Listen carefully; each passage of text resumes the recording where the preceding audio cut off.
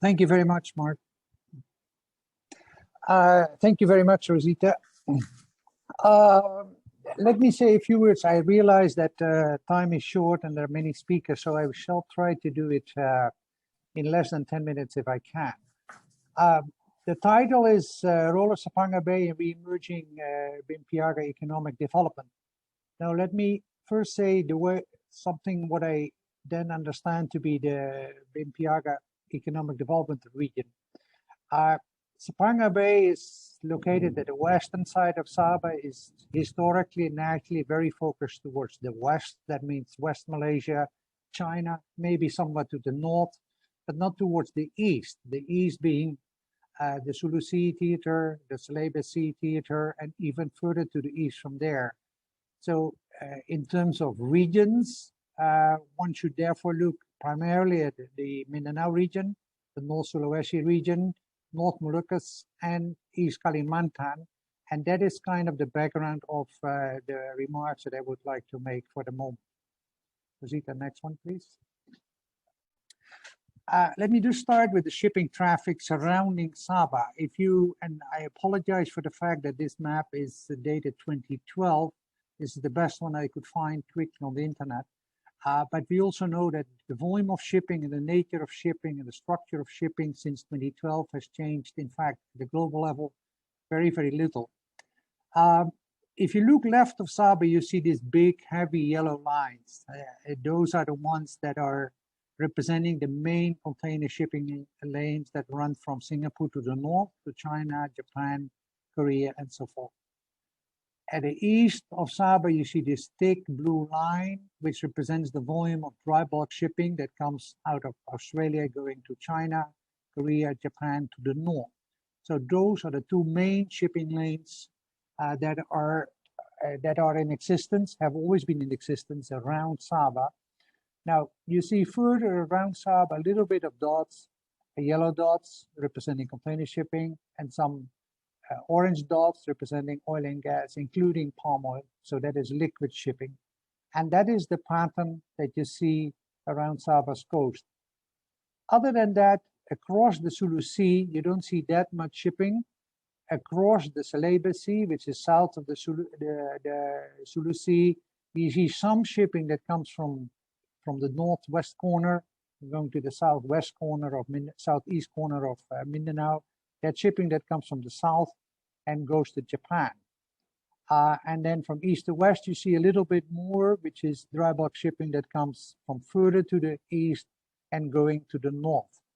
And that is about it. So those are the major shipping patterns that you see. What you don't see is much shipping happening in between Sabah and the Philippines, other than across the Sulu Sea and between Sabah to the south, North Sulawesi, and further to the east. Next one, please. Now, I have worked in Indonesia for many years. I worked actually in all the ASEAN countries, with the exception of Flores and Laos, and mostly in port projects, including port projects in Eastern Indonesia and in Manila and in the Philippines. So I do have a feel for what the patterns are, and what the patterns and what the policies are, and what the overall trends are. And I've also worked in global maritime shipping on many, many projects. So this is my sort of consolidated view of the way I see Sapangar Bay in those longer term trends and longer term patterns. First, global relay transshipment. Sapangar Bay has no potential there, not even in the long term, not even in 20 years. For that, it would need to have much, much, much larger volumes, minimum volume 3 to 4 million TEUs throughput. And right now we are at about 400,000. So this is many, many years into the future, if at all. Regional transshipments, yes, there are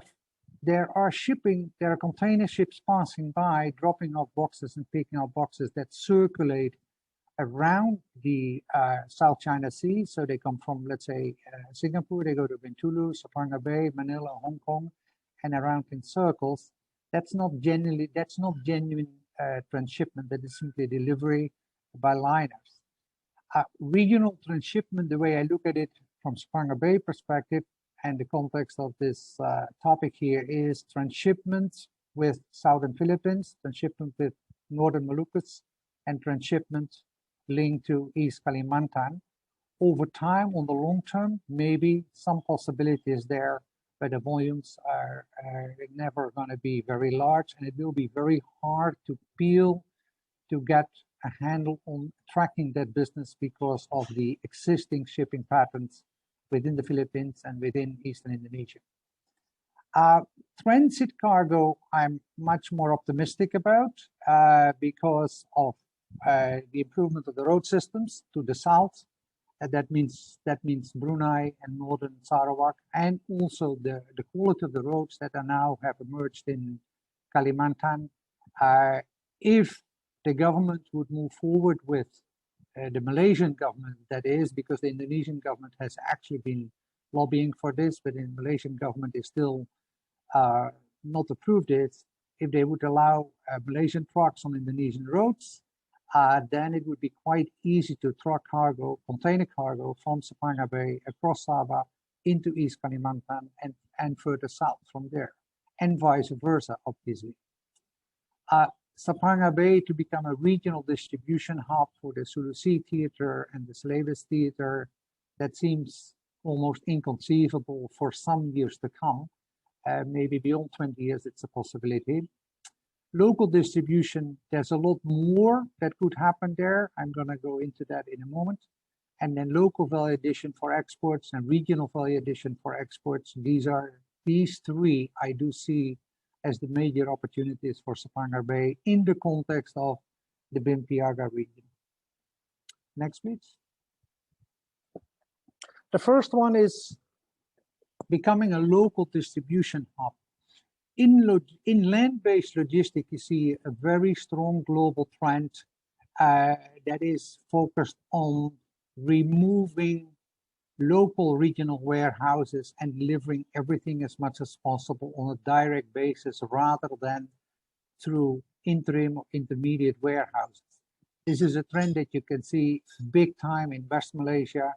It used to be that in fast moving consumer goods, Johor has its warehouse for every brand. Johor has its warehouse, Kuantan has its warehouse, Penang, Ipoh all have their own warehouses, and the central warehouse is in the Klang Valley, but it's not delivered directly to outlets. It's first delivered to interim warehouses and then redistributed, which means a lot of extra handling, a lot of additional working capital, and that trend now for some years is clearly in the reverse, and it's clearly disappearing, those warehouses. So much bigger warehouse in the Klang Valley, much more direct delivery, eliminate as much as possible elimination of local and regional warehousing, more direct delivery, and much lower costs, therefore, for the distributors, the fast-moving consumer goods companies, and the logistics companies. And this is a trend. If that trend is not present at currently in Sabah, will inevitably happen with or without the intervention of the state government, because this is driven by those companies, which means that as a distribution hub, the Sapangar Bay area, not Sapangar Bay as such, but that whole area will become much more important. And once that, and therefore investing in good quality centralized warehousing in collaboration with those companies would be an absolute winning strategy. And once that happens, and that is already happening, I know, then the transit hub function can also become much better facilitated. So this is a trend and opportunity that I see, and it would be impossible not to leverage on this opportunity. Next one, please. Now, another idea, value addition for exports. We know that in Sapangar Bay, there is a big FTZS is being developed further north from the port, but I see the main opportunities for Sabah on the long term in the context, again, of collaboration with the other ASEAN countries in the area, focusing on food, and agriculture and fish seem to be a recommendable strategy. And I'm sharing here with you a project that we have developed for Eastern Indonesia for Ambon, and we have also developed it, in fact, for some other ports in Eastern Indonesia that are dependent very much on fish and fish exports and some other agricultural produce. If we want to facilitate those industries and in a way that's focused on exports, then a concept like this would make sense. A container terminal and or a cargo terminal for exports as close as possible, integrated with the fishing berths and all the facilities for loading and unloading and processing as nearby as possible, and as much as possible using the FTZ concept to the extent that can work for a setup and a concept like this. So if you translate that into the situation in Sapangar Bay, how are we dealing with fish arrivals and arrivals of other fresh produce that comes by sea? How is the integration between the FTZ and the container terminal, and how is the integration with the fishing terminal? If they are segregated too far, which may be a problem, then it's much more difficult to implement this. And this concept obviously could also apply to places like Kudat, Sandakan, Lahadatu, and maybe some other smaller ports along the coast of the north, on the northern side of Sabah. Okay, next please. We've done research on this in the context of that project that we did in Indonesia for this around the world. So Rosita will share those files with you. So if you would like to study this a bit more, you can look at those case samples, Uzbekistan, Hainan, and Sudan, and in India, where there are similar concepts being built in the past, and it's quite possible to find some good pointers from these concepts. Next, please. Now, this is my last slide. And you see the left-hand side, the map of the BIMP-EAGA region. For historical reasons, the whole of Borneo is included in this, the whole of Sulawesi, West Irian, etc. And that is, of course, perhaps too much to think about or to strategize about, right? The logical thing to look at is the Sulawesi area and the Sulawesi area, which is adjacent to Sabah and has some historical shipping trade links as we speak. Now, in the Sulawesi area, it's obvious, since fishing and agriculture is such an important industry in that area other than tourism, it's logical to look at how can we further develop the fisheries and the agriculture industries. Sabah could do an enormous amount of things more than they're currently doing to develop the agriculture industry. There are some isolated small lease projects here and there, but much more is possible. And across the Sulawesi, much more is possible. And of course, the Philippines are not sitting still. They are undertaking big projects in agriculture within the Sulawesi basin, and collaboration on those projects could be the way forward in order to get some more value addition out of these projects at Sapangar Bay or at the other ports, Kudat, Sandakan, Lahadatu, along the Sabah coast. Now, Mindanao, as you know, Mindanao has been at a situation of armed conflicts for decades, and peace agreements have been signed some years ago. I believe it was about 5 or 6 years ago. Since then, things have turned around and things have been moving in the right direction in terms of agriculture and economic development. We did a project for the Minister of Trade of the Philippines with a special assignment for Mindanao some 3 years ago to assess the overall agricultural development potential of the place. We found at the time that of the agricultural land that is of good quality and available at that time, just over 50% was actually in production. The rest of the land was neglected as a result of the armed conflicts, There's a lot of irrigation systems that needed to be repaired, etc., etc. And overall productivity levels across the area are relatively low, which means the overall growth potential is enormous. Historically, it has been the export base for the agricultural sector for the Philippines. There is an enormous amount of farming communities and farming knowledge available.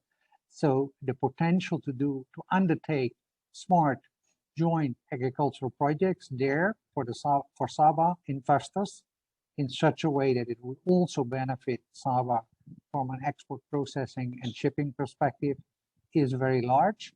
And for that to happen, one would need to go there and simply start working with the people through joint collaboration between different business associations and so forth and so on. You could say, yes, we need the politicians involved in this, that, maybe, maybe not, but a lot could be achieved by simply taking the initiative in both directions. Now, then there is another interesting thing. In Davao, there is an export processing hub for international trawlers that are operating in the Western Pacific and potentially also maybe somewhat in the Celebes Sea, bringing in tuna, processing it, transporting it out towards the west, the same as Penang has been doing for years.